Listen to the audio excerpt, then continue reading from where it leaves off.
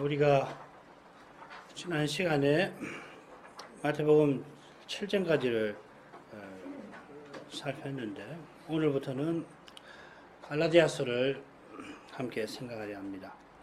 이 갈라디아서는 바울 사도가 갈라디아의 여러 교회들에게 서신으로 보낸 그리스도의 계시, 곧 하나님의 말씀입니다. 이 사실이 당시 서간문 형식으로 서신 보내는 사람이 서신 받는 사람에게 인사를 전하는 인사말에 잘 드러날 것입니다. 너무도 당연한 말씀입니다만은 우리가 갈라디아 교회에 보내었던 옛 서신 하나를 읽는 게 아니라 그리스도의 계시를 듣고 하나님의 말씀에 읽히고자 합니다. 인사말이 1절부터 5절까지고 하나의 문장으로 되어 있지만 우리말 성경은 우리말의 독특성을 살려서 1절부터 3절까지 그리고 4절, 5절을 둘로 나누어서 두 문장으로 되어 있습니다. 4절이 그리스도께서 하고 시작되는 데서 짐작할 수 있듯이 4, 5절은 3절 원문으로는 끝에 나오는 그리스도를 설명하는 내용입니다. 이런 줄거리를 고려해서 우리도 둘로 나누어 인사말을 살핍니다. 1절부터 3절 다시 읽습니다. 사람들에게서 난 것도 아니요 사람으로 말미암은 것도 아니요 오직 예수 그리스도와 및 죽은 자 가운데에서 그리스도를 살리신 하나님 아버지로 말미암아 사도된 바울은 함께 있는 모든 형제로 더불어 갈라디아 여러 교회들에게 우리 하나님 아버지와 주 예수 그리스도로조차 은혜와 평강이 있기를 원하노라. 인사말의 골자는 바울이 형제들과 함께 갈라디아 교회들에게 서신을 보내면서 그들에게 은혜와 평강이 있기를 기원한다 하는 겁니다. 1절과 2절 상반절은 사도가 서신 보내는 자신과 형제들을 소개하는 거고 2절 하반절은 누가 서신을 받는지를 가리키고 3절은 당시 서신 보내는 사람이 받는 사람에게 흔히 건네는 인사말입니다. 보통 인사말은 어떻게 되어 있냐면 야고보서에 나온 대로입니다. 문안하노라. 헬라말로는 한마디면 카이레인 이렇게 되어 있습니다. 바울 사도는 늘 하나님과 그리스도로조차 은혜와 평강이 있기를 구하는 것처럼 서신 보내는 자신과 받는 교회를 소개하면서 이 서신의 내용, 곧 전할 교훈을 암시합니다. 우리가 다 읽으면 갈라디아서를 다 배우고 다시 인사말을 보면 이래서 이런 말을 처음부터 했구나 알 수가 있습니다. 서신 받는 교회가 은혜와 평강이 있어 그리스도의 교회답게 서나가도록 서신 받는 교회에 꼭 필요한 교훈을 전하려 하는데 이미 인사말부터 굵은 복선을 긋는 것입니다. 우선 인사말에서 두드러지는 점은 사도가 자기를 소개하는 부분이 긴 반면에 서신 받는 교회는 퉁명스러울 만큼 아주 간결하게 언급되어 있다는 사실입니다. 그렇게 문제 많은 고린도 교회에 보내는 두 서신도 다른 서신들보다 만큼 서신 받는 교회를 정중하고 아름답게 소개합니다. 왜 이렇게까지 간결하게 서신 받는 교회를 여기서 소개하는 걸까요? 그 사실과 아울러서 이미 많은 교우들이 알고 계시겠지만은 사도가 이 목회 서신이라고 불리는 디도서를 제외하고는 인사말이 항상 서신 받는 교회와 관련해서 하나님께 감사를 드리거나 그 교회를 위해서 기도를 드리는데 갈라디아서는 그런 것 없이 곧장 심각한 문제를 다룹니다. 두 사실은 사도가 갈라디아서를 보내는 상황이 얼마나 급박한지를 잘 보여줍니다. 그 점이 본문 처음부터 밝혀져 있습니다. 6절인데 그리스도의 은혜로 너희를 부르신 이를 이같이 속히 떠나 다른 복음을 줬는 것을 내가 이상히 여기노라. 첫 마디가 이상하다 하고 시작됩니다. 사도가 늘 하던 관행을 깨뜨릴 만큼 하나님께 너희를 인하여 감사한다. 너희를 위해서 내가 기도한다. 뭐 이렇게 쓰지 않고 그렇게 할 만큼 일들이 이같이 속히 벌어졌고 그만큼 속히 대처하려 했던 걸 겁니다. 일어난 일이 다른 일이 아니라 하나님을 떠나서 배도지요. 배도할 위험에 처해 있는 겁니다. 보통 심각한 상태 아닙니다. 다른 복음을 좇는 멸망으로 가는 길인데 그런 심각한 일이 일어난 데다가 그 일이 이같이 속히 발생했으니까 사도는 예법을 돌아볼 겨를이 없었던 모양입니다. 사도의 심경이 본인은 자신을 소개하는 대목에서도 짙게 드러납니다. 사도는 늘 그렇듯이 자기가 하나님으로 말미암아 그리스도의 사도, 그리스도의 종임을 밝힙니다마는 하나님으로 말미암아 내가 사도다 합니다마는 소극적으로 먼저 강렬하게 자기의 정체를 소개합니다. 사람들에게서 난 것도 아니요, 사람으로 말미암은 것도 아니요. 비슷한 표현이 이 본론이 시작되는 처음 부분 10절부터 12절에 나오는데 읽어보겠습니다. 내가 사람들에게 좋게 하랴 하나님께 좋게 하랴 사람들에게 기쁨을 구하랴 내가 지금까지 사람의 기쁨을 구하는 것이었다면 그리스도의 종이 아니니라. 형제라 내가 너희에게 알게 하노니 내가 전한 복음이 사람의 뜻을 따라 편 것이 아니라 이는 내가 사람에게서 받은 것도 아니요 배운 것도 아니요 오직 예수 그리스도의 계시로 말미암은 것이라.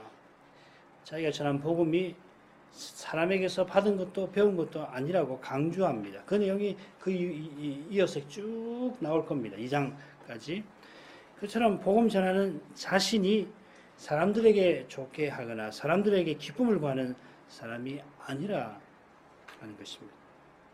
사도는 만약 그렇다면 내가 그리스도의 종 아니다 선언할 만큼 자신의 사도직과 직무를 강력하게 변호합니다. 그런 심정이 심지어 서신을 여는 그 인사말부터 짙게 드러납니다. 아예 처음부터 그 이야기부터 합니다.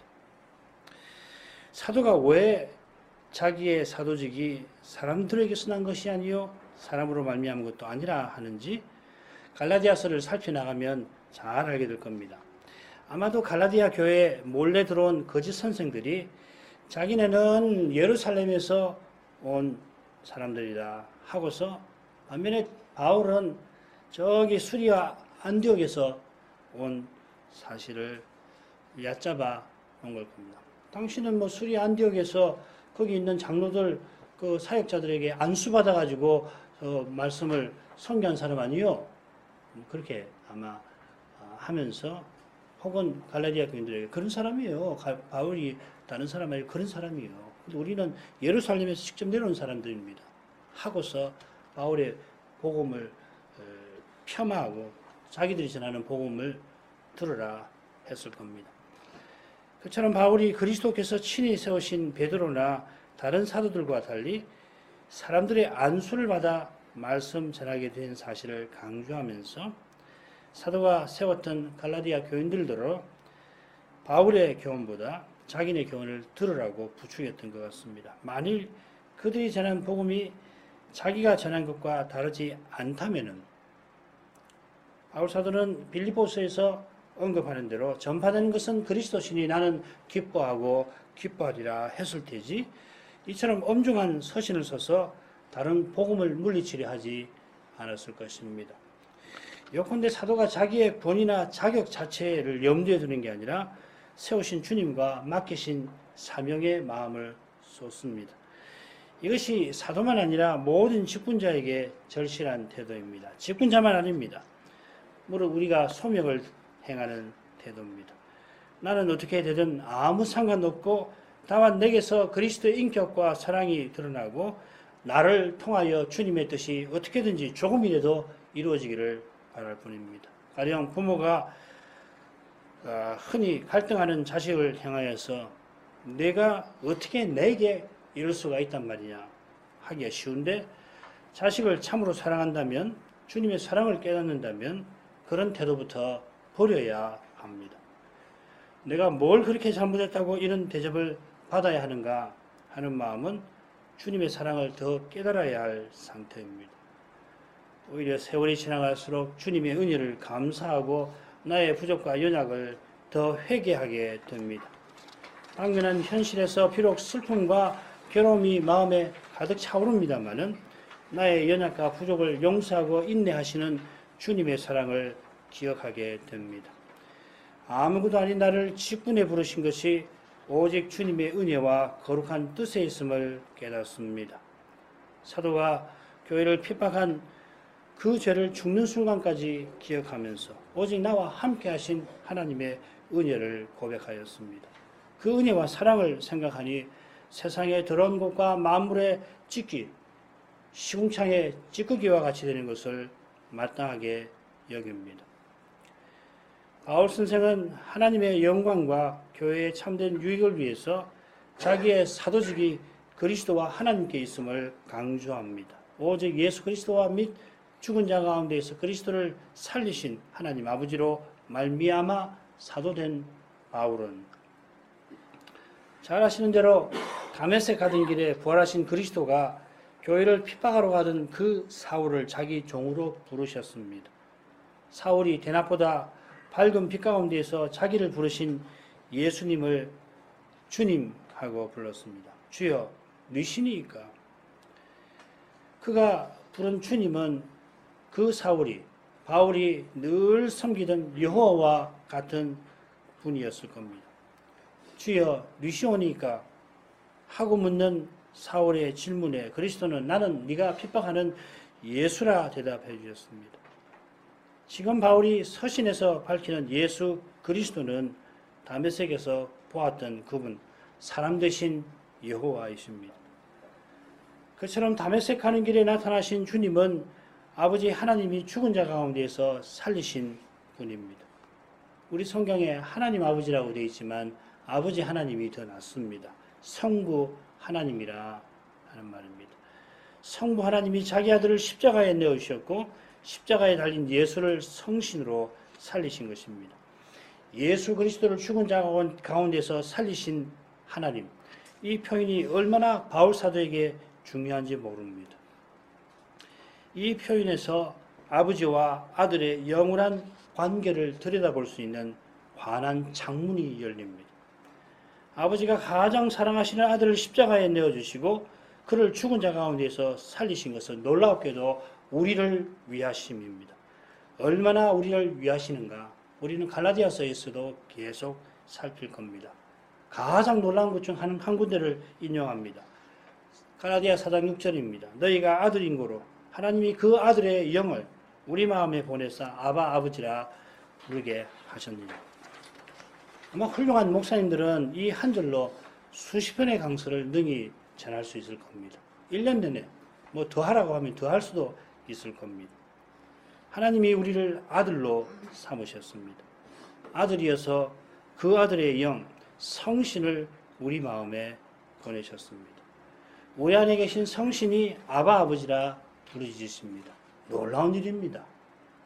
이거는 뭐 상상을 초월하는 일입니다. 어떻게 성신이 우리 안에 계셔서 아바 아버지라 부르시는가? 그래서 성신이 그리하셔서 우리가 그리스도처럼 아바 아버지라 부르짖게 됩니다. 십자가를 앞두신 그분처럼 우리도 십자가를 앞두신 그런 상황에서, 그와 같은 상황에서 하나님 말씀을 좇는 것이 목숨보다 더 힘든 그런 상황에서 우리도 마침내 아버지의 원대로 하옵소서 하고 기도하게 됩니다. 독생자 그리스도처럼 우리도 하나님 아들 노릇할 수 있게 됩니다. 예수 그리스도와 및 하나님 아버지로 말미암아, 아버지 하나님으로 말미암아 바울이 사도로 세움 받고 섬깁니다. 그리스도와 및 하나님으로 말미암아. 요한복음 13장 20절이 그 말씀일 겁니다. 내가 진실로 진실로 너희에게 이르노니 나의 보낸 자를 영접하는 자는 사도죠. 사도를 영접하는 자는 나를 영접하는 것이요. 나를 영접하는 자는 나 보내신 이를 영접하는 것이라. 성부께서 예수님을 보내셨습니다. 히브리 말로는 샬리아흐라고 그럽니다. 그 예수님이 사도를 또 보내셨습니다. 사도는 보냄 받은 자라는 말입니다. 예수님도 보냄 받으신 분입니다. 히브리서에서는 예수님을 사도라고도 부르죠. 3장이요. 사도의 말씀을 듣는 사람은 그리스도를 영접하고 그리스도를 영접하는 자는 성부를 아버지라 부를 수 있습니다. 그리스도의 말씀을 겸손히 듣는 사람은 하나님이 얼마나 사랑 많으신 아버지이심을 압니다. 혹시라도 예수님은 사랑이 많지만 하나님은 엄히 심판하시는 무서운 분이라 생각하지 말아야 합니다. 아버지와 아들이 저 영원한 중에 십자가와 부활을 함께 이루셨습니다. 그처럼 사도를 세워서 온 세상에 구원의 복음을 전하게 하시고 그 복음 위에 주님의 교회가 서나가게 하십니다. 내 교회를 내가 세우리라 하신 그리스도가 바울과 사도들을 교회의 터로 삼으셨습니다. 오직 교회는 사도와 선자의 터 위에 섭니다. 오직입니다. 사도적 교회라야 그리스도의 교회입니다. 무슨 뜻입니까? 사도가 전한 대로 그리스도를 전하고 받는 교회가 그리스도를 드러낸다 하는 말입니다. 사도는 모든 교회가 들을 만한 위대한 교훈을 스스로 터득해서 그걸 전한 위대한 인물이 아니라 주님이 만대의 교회에 전하라고 계시를 주신 그리스도의 특별한 종입니다. 주님이 이 종들을 쓰셔서 하나님의 계시를 신약시대에 베푸셨습니다. 그런 주님이시니까 지금도 통상적인 일꾼들을 목사들을 세워서 사도가 전한 계시 위에서 복음을 교회에 계속 전하게 하십니다. 그리스도의 복음을 순수하게 전하고 받는 교회가 사도의 터 위에 선 교회이고 사도권을 승계한 교회입니다. 베드로가 초대 교황이 되어서 로마 주교에게 그 사도권을 전달한 것이 아니라 그런 주장은 부활하신 주님을 하늘 골방에 감히 모셔두려고 하는 참남한 짓입니다. 그리스도는 살아나셨습니다. 그리스도 영이신 성신으로 우리 안에 계십니다. 내 교회를 세우리라 하신 그분이 살아계셔서 친히 그 일을 하십니다. 아무리 위대한 목사라도 그분의 종에 불과합니다. 사도는 바울이 무엇이뇨 하면서 오직 자라나게 하시는 하나님 뿐이시니라. 심는 이나 물 주는 이나 아무것도 아니라고 고백합니다. 아무것도 아니에요. 사도가 아무것도 아니라고 고백하는 것이 자기가 자기의 사도직이 하나님으로부터 말미암았다 선언하는 것과 붙어 있는 겁니다. 내가 사도니까 이렇게 높다 그런 이야기 아니에요. 하나님이 세우시고 그리스도가 쓰십니다. 내가 아무것도 아니라고 고백하는 직분자를 통하여 그리스도의 영광이 순수하게 드러납니다. 내가 아무것도 아니라고 고백하는 그 부모가 자식에게 하나님의 아버지의 사랑의 영광을 드러납니다. 사도가 혼자 서신을 보내지 않습니다. 함께 있는 모든 형제가 함께 서신을 보냈습니다. 바울 사도가 어떤 심정으로 태도로 복음을 전했고 교회를 세웠는지 들여다볼 수 있습니다. 사도가 내 복음이라 하는 표현을 여러 번 쓴 것을 기억하실 겁니다. 사도가 나의 복음, 내가 전한 복음을 말할 때 결코 자기의 공로를 자랑하지 않고 자기가 전한 복음과 그리스도를 강조합니다. 복음이 내 것이 아닙니다. 우리 것이 아닙니다. 주님이 주셔서 전하게 하신 것입니다. 받은 것입니다. 그처럼 사도가 함께한 사도들의 도움을 받아 복음을 전했고 교회를 세웠습니다. 2차 선교 여행 같으면 신라와 조금 후에 디모데가 함께했고 갈라디아서에서도 사도가 바나바와 디도와 함께 자기가 예루살렘에 14년 후에 올라갔다 합니다. 사도와 함께 복음 전하는 이 사실을 사도가 함께 복음 전하는 사실을 잊지 아니합니다. 주님이 사도만 아니라 다른 직분자와 신자를 쓰셔서 교회를 세웁니다. 내가 세우는 거 아닙니다. 나 혼자 서는 거 아닙니다. 어린 반푼어치 없는 이야기입니다. 목사라도 그런 생각 해서는 안 되는 겁니다. 목사 혼자 뭐 교회를 서겠다. 뭐 어리석어도 그렇게 어리석은 말이 없어요. 주님이 세우십니다. 주님이 목사도 직분자도 직분자 아닌 사람도 원하는 대로 쓰셔서 교회를 세우십니다. 교회 서는 일은 모든 지체가 머리이신 주님의 은혜와 생명을 받아 서로 함께 자라는 방식으로 되는 겁니다. 독불장군 어림없습니다. 독불장군 있으면 교회 망합니다. 나 혼자 은혜 다 받습니까? 나 혼자 은혜 다 받아도 내가 은혜를 나눠줍니까? 독불장군 그런 식이에요. 어린 반푼어치 없는 얘기예요. 다른 지체 없이 나 없습니다. 목사도 마찬가지. 이 본문에서 목사를 마디라고 그러는데 다른 지체 없는 마디가 무슨 소용이 있어요? 연결시켜줄 지체가 있어야 마디가 의미가 있는 거예요. 그렇잖아요. 지체는 말할 것도 없고요. 다른 지체 없이 내가 도와주는 건 아니에요. 도와주는 것만 아닙니다. 도움을 주고받는 거지. 나는 주기만 하고 어떤 사람들은 받기만 하고 그게 독불장군 짓이라고요. 어림없는 소리입니다. 주는 것보다 많이 받는 겁니다. 실은. 봉사를 아무리 많이 해도 더 많이 받는 거예요. 주님으로부터. 앞서 서신받는 교회가 매우 간략하게 소개되었다 말씀을 드렸고 의미도 조금 살폈습니다. 여러 교회들이라고 했으니까 자연히 갈라디아가 어딘가 혹은 무엇인가를 묻게 됩니다. 박스 안에 있는 거 참조하십시오. 관심 있는 분들만 읽으시면 됩니다. 아마 사도가 말하는 갈라디아는 2차 선교 여행 중에 선교에서 교회를 세운 지역으로 보입니다. 뭐 이견이 많아요. 이곳이 1차 선교 여행 때 사도가 전도했던 아나톨리아 반도의 남부 지방 지도 보시면 그 이제 오른편에 가파도기아가 있는데 거기로부터 쭉 있는 반도가 오늘날 터키 아나톨리아 반도라 하죠. 해 뜨는 곳이라 해서 거기 보면 남부 지방에 더베 그 다음에 버가 루스트라 이고니온 안디옥 이런데 가 밑에 섬 구브로와 함께 1차 선교 여행 때 세운 교회들이죠. 그 위를 보면 갈라디아라고 되어 있죠. 거기를 가리키는 것 같아요. 지역을 정확하게 알면 갈라디아서 교훈을 받는데 틀림없이 도움이 됩니다만 사도의 교훈을 이 서신에서 바르게 받기 위하여 반드시 지역을 정확하게 알아야만 하는 것은 아닙니다. 너무 이런 문제로 설왕설래할 거 없고 걱정할 것도 없습니다. 이건 이 서신이 언제 작성되었나 연대 문제와도 관련이 될 겁니다. 역시 마찬가지예요. 연대도 뭐 얼마나 의견이 많은지 모르는데 그 정확히 몰라도 교훈을 받을 수 있습니다. 갈라디아에 있는 그 교회들이라 했는데 고린도서를 보면 고린도에 있는 하나님의 교회라 합니다.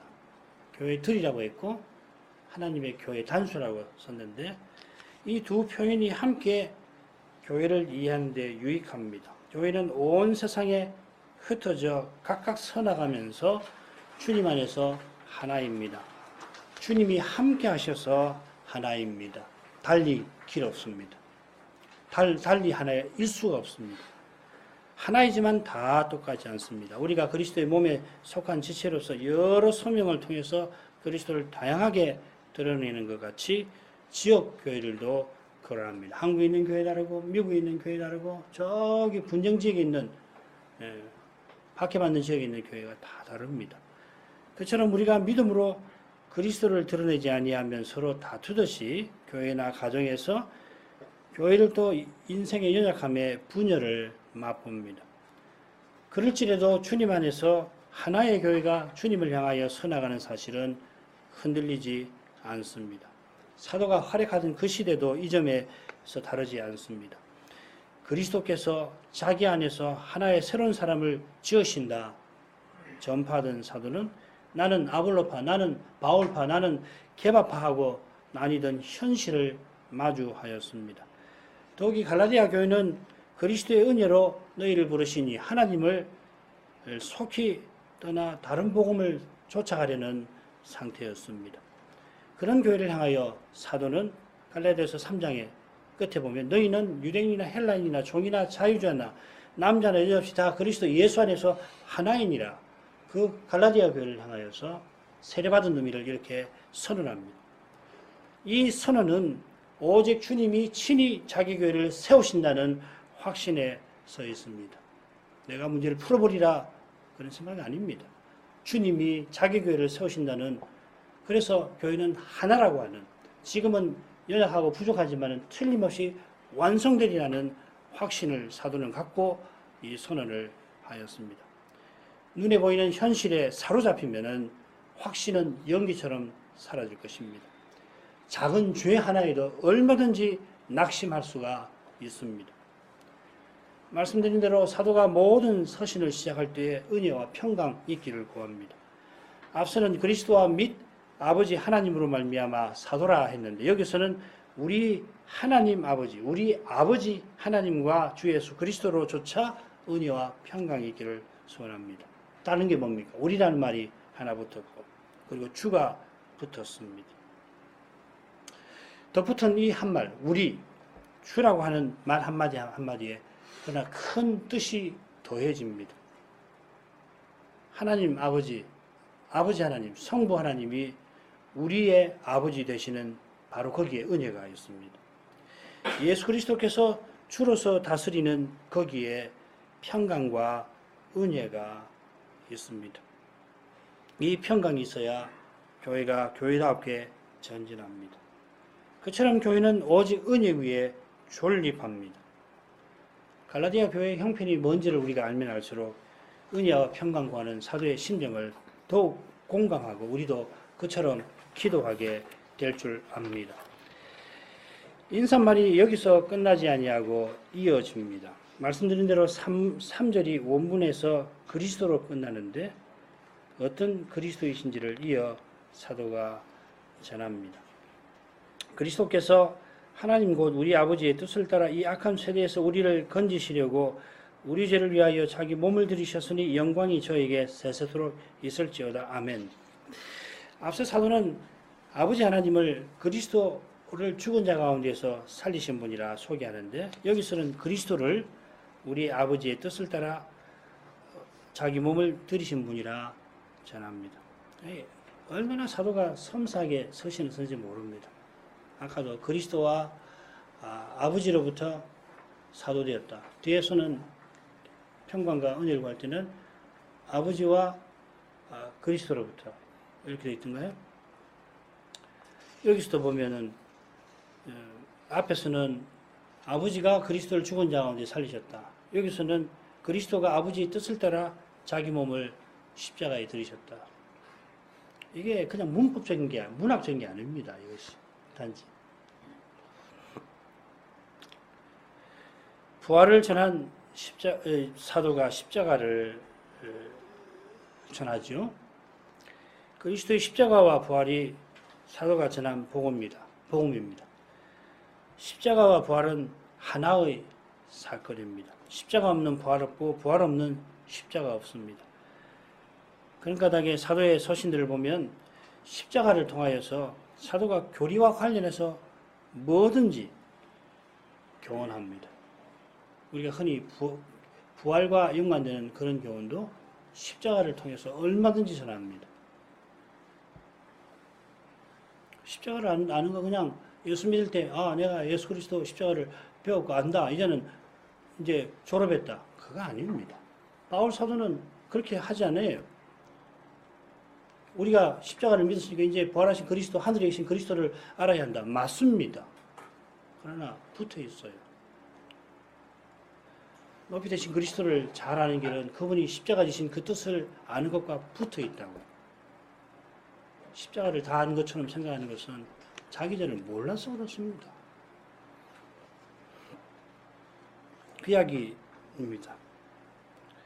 그런데 우리가 잊지 말아야 할 중요한 사실이 있는데 그건 뭐냐면 십자가와 부활이 예수 그리스도의 십자가와 부활, 하는 겁니다. 너무 당연하지요.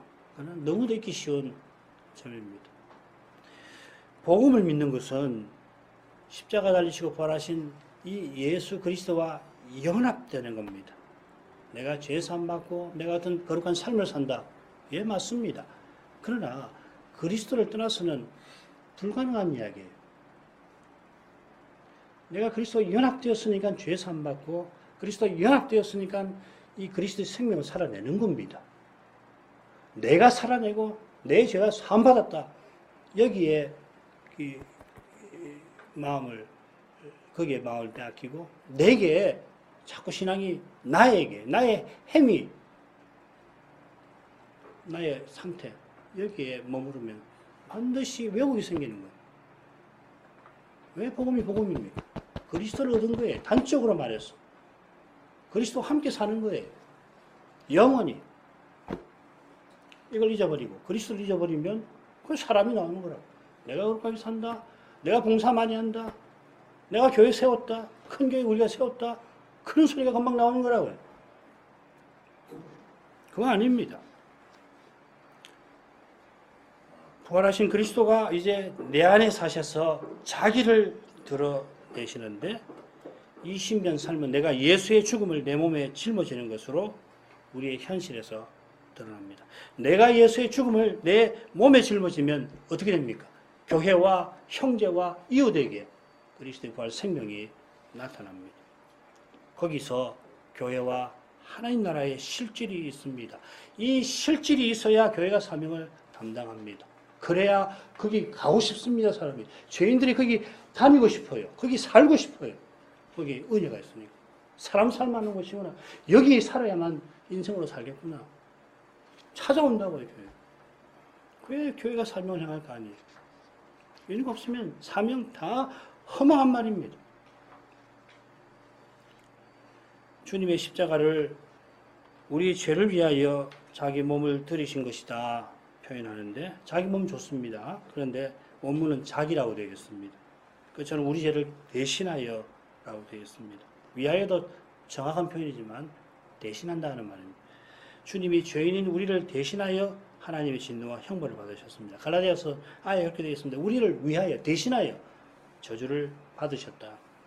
우리가 서야 할 자리에 주님이 대신 서셨습니다. 죄인인 우리 대신 주님이 죄인으로 십자가에 달리셨습니다. 주님이 우리 대신 저주를 받으신 것은 우리가 대신 복받게 하심입니다. 우리 대신 형벌을 받으신 것은 우리가 대신 상 받게 하심입니다. 우리가 받는 상이 뭡니까? 무엇보다 하나님의 사랑입니다. 칭찬입니다. 하나님의 사랑은 어디 있습니까? 자기 아들을 아낌없이 우리를 위해 내어주신 십자가에 있습니다. 그래서 그분은 그 아들과 함께 모든 것을 우리에게 선물로 주시려 합니다. 아들을 주셨으니 모든 것을 기꺼이 주시는 겁니다. 주님의 십자가는 주님이 자기를 내어주시는 일이고 십자가 지신 주님을 믿는 것은 그 주님을 얻는 것입니다. 빌립보서 3장 8절 그렇게 되어 있잖아요. 내가 그리스도를 얻고 그 안에서 발견되려 한다. 그게 우리 목표다. 삶이다. 사명 다른 거 아닙니다. 그리스도 얻고 그 안에 발견되는 겁니다. 그리스도의 부활에 이르는 겁니다. 그거 없이 교회 사명을 이야기하는 아무 의미 없습니다. 소명 마찬가지입니다. 주님을 믿는 사람은 주님과 함께 십자가에 죽었고 주님이 성신으로 그 안에 사십니다. 바로 여기에 죄사함 거룩한 삶이 있습니다. 사명도 주님이 내 안에 사시는 사실과 붙어 있습니다. 내가 주님과 함께 죽은 사실과 붙어 있습니다. 이 사실이 확고한 사람, 내가 죽어야지 죽었다는 것을 분명하게 깨닫는 사람만이 의의 병기로 자기를 하나님께 드리는 거예요. 자기가 죽었다고 하는데도 여전히 육신으로 행하면 의의 병기로 주님께 드리는 거 아니에요. 의의 병기로 드린다고 해놓고서 실은 그 병기가 누구를 찌르냐고요. 병기는 무기 아니에요. 의의 병기면 누구를 찔러야 됩니까? 마귀를 찔러야 된다고요. 그런데 그 병기를 가지고 누구를 찌르냐고. 형제 찌르지 않냔 말이에요. 이웃을 찌르지 않냔 말이에요. 안 돼요. 내가 죽었다. 내가 그리스도와 함께 십자가에 못 박혔나니 이제는 내가 산 것이 아니요. 내가 죽어버렸다는 이야기예요. 그 사실이 확고해야 합니다. 자기 부인 안 되면은 자기 부인 딴 거 아니에요. 이걸 믿는 겁니다. 십자가를 바로 알면은 내가 죽어버렸구나. 내가 그리스도와 함께 십자가에 죽어버렸구나. 이제는 내가 사는 게 아니구나. 내 안에 오직 그리스도가 사시는구나. 그 사실이 있지 않으면 신앙은 신앙 다 헛말입니다. 내가 여전히 살아서 움직이는데, 죽은 내가 활동하는데 어떻게 그리스도는 드러납니까? 드러날 수 없어요. 교회나 가정이나 사회에 똑같아요. 많이 알고 많이 다니고 많이 읽고 많이 봉사하면 그만큼 골칫덩이 되는 겁니다. 자기도 모르게. 하나님을 위한다고 하지만 골칫덩이가 되는 거예요. 십자가라는 것이 이렇게 중요합니다. 그런 사람이 나는 죽어버렸구나. 그런 사람이 의의 병기로 하나님께 드리고 사는 거예요. 하나님이 의의 병기로 쓰실 수 있는 거라고. 과연 주님이 자기를 들이신 것은 이 악한 세대에서 우리를 건지시려 함입니다. 이 악한 세대라고 하는 것은 인생이 타락하여 형성된 세상이라고 했는데 현이라고 하는 말입니다. 악한 현 세대라 하는 말입니다. 갈라디아 4장의 사도는 현재 이 악한 세대 아래 살던 삶을 설명하면서 우리는 거기서 벗어나는 거죠. 이 복잡한 이야기 다음에 말씀드리겠습니다만은 그때의 본질상 하나님 아닌 자들에게 종노릇 하던 것이다. 약하고 천한 초등 학문의 종노릇 하던 것이라 합니다. 이런 종노릇에서 벗어나서 자유로운 아들 되어 성신의 열매를 맺고 살게 된 것이 갈라디아서에서 전하는 구원의 핵심입니다. 성신의 열매를 맺는 실질이 뭡니까? 기쁨으로 형제에게 종되는 거죠.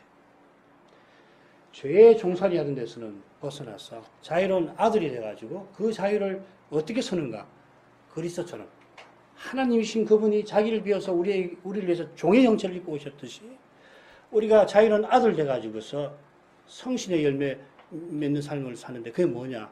예수처럼 그리스도처럼 형제에게 기꺼이 종되는 겁니다. 역설이지만 이게 진리예요. 섬기는 겁니다. 권력 많은 교회에서 권력 많은 사람에게 그 하수인 노릇하는 게 아니고 그런 것 다 벗어나서 내가 이제는 하나님의 아들이다. 내가 그리스도와 같이 형제를 위해서 기꺼이 섬기고 내려가고 그렇게 사는 거예요. 갈라디아서 바로 그 이야기하는 겁니다. 종살이에서 벗어났다. 이제는 자유자가 되었다. 그리고 그 자유로 정력을 위한 기회로 삼지 말고 형제에게 종이 되어라. 그건 다른 말 아닙니다. 그리스도처럼 살라는 이야기예요. 그게 성신의 열매 맺는 것이고 성신인을 받는 삶입니다.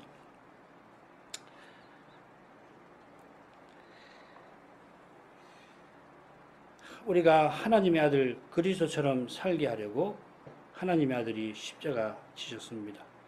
이 은혜 받은 갈라디아 교회가 이전처럼 종노릇 하려 하는 태도를 취한다는 것이 얼마나 어처구니 없는가 직시하게 하는 겁니다. 그런데 우리가 믿음으로 아니하면 사람으로 행하면 이렇게 미련한 자리에 떨어집니다. 주신 자유를 누리는 대신에 사람이 만든 틀에 갇힙니다. 스스로 갇힙니다. 단단히 갇혔어도 갇힌 줄도 모릅니다. 이 어두움은 말씀의 피 가운데에서만 깨닫습니다. 그리스도만 벗어나게 해주십니다. 이 구원이 하나님 곧 우리 아버지의 뜻을 따라 이루어진 것입니다.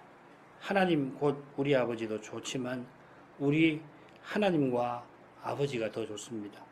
우리 하나님 뭡니까? 언약을 가리킵니다. 이 언약에 관한 내용이 갈라디아서 3, 4장에 길게 주제로 등장할 겁니다. 언약의 약속을 요약한다면 하나님이 우리 아버지 되시는 겁니다. 하나님이 친히 언약 세우시고 이루셔서 우리의 아버지 되십니다.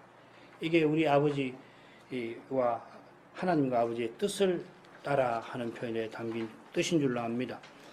인사말은 사도의 송역으로 끝납니다. 영광이 돌아갈 저는 그리스도보다는 우리 아버지를 가리킵니다. 우리말 번역은 그리스도를 가리키는 것 같은데 원문 순서대로라면 이 단수고 그러니까 더욱이 우리 아버지를 가리킵니다. 사도가 물론 그리스도께 영광 돌리는 경우도 있긴 합니다만은 대개는 하나님께 돌립니다. 눈앞에서 갈라디아 교회들이 하나님을 떠나는 그런 두려운 현실이 펼쳐져 있지만 사도는 그리스도의 십자가를 통하여 드러내신 그 하나님의 영광이 세세토록 나타날 것을 확신하고 바랍니다. 말씀과 어긋나 보이는 현실에서 주님을 바라는 거기에 참된 찬송이 있습니다. 아바 아버지 하고 부르짖는 사람이 마침내 사도처럼 성령을 드립니다. 기도하겠습니다. 거룩하신 아버지, 사도가 갈라디아 교회들이 이같이 속히 하나님을 떠나는 다급한 현실에서도 그리스도의 십자가를 통하여 드러내신 그 영광이 영원할 것을 확신하며 바라보았습니다. 하나님 사랑이 영원히 있을 것입니다. 그리스도의 십자가를 깨닫는 교회와 신자마다 주님의 변함없는 사랑을 맛보고서 그리스도와 같이 하나님의 아들들다웠게 이 약한 세상 한가운데에서 성신의 열매를 맺고 살 수 있습니다. 참으로 그리스도와 같이 형제를 섬기며 살 수가 있습니다. 십자가 지신 주님이 다시 사셔서 이제 성신으로 믿는 우리 안에 사시는 까닭입니다. 인생은 연약한 저희를 통하여 주님의 거룩한 능력이 나타납니다. 사도가 당면한 현실에 비추어 우리 현실이 결코 힘들다 말하기가 어렵지만은 심히 약한 저희는 그저 아바 아버지라 부르짖을 뿐입니다만은 이러한 부르짖음이 곧 성신이 도우신 결과인 줄 믿습니다. 주님이 성신으로 우리 안에 사시는 증거인 줄 믿습니다. 이 증거가 더욱 나타나게 해 주옵소서. 예수님 이름으로 기도합니다. 아멘.